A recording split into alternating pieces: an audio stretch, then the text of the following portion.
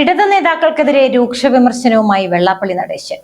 മുൻ മന്ത്രി കെ.ബി. ഗണേഷ് കുമാറിനും മുൻ സ്പീക്കർ എ.എൻ. ഷംസീറിനുമെതിരെ രൂക്ഷ വിമർശനവുമായി SNDP യോഗം ജനറൽ സെക്രട്ടറി വെള്ളാപ്പള്ളി നടേശൻ.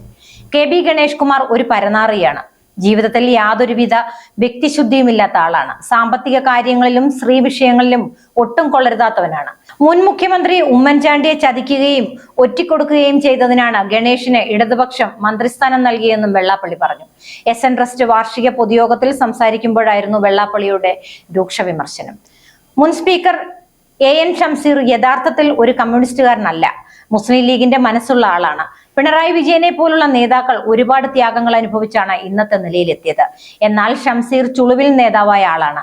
സഖാക്കൾ സുഖിച്ചു നടന്നതുകൊണ്ടാണ് ഇടതുപക്ഷത്തിന് കേരളത്തിൽ 3ാം തവണയും അധികാരം നേടാനുള്ള അവസരം നഷ്ടമായതെന്നും വെള്ളാപ്പള്ളി പറഞ്ഞു.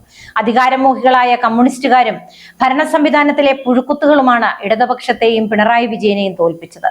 നേതാക്കൾക്കുണ്ടായ ധിക്കാരവും ധാർഷ്ട്യവും പരാജയത്തിന്റെ ആക്കം കൂട്ടി. പിണറായി വിജയന്റെ ഓഫീസിലെ ഏറ്റവും വലിയ പുഴുക്കുത്ത് പൊളിറ്റിക്കൽ സെക്രട്ടറി ആയിരുന്ന പി ശശിയാണ്.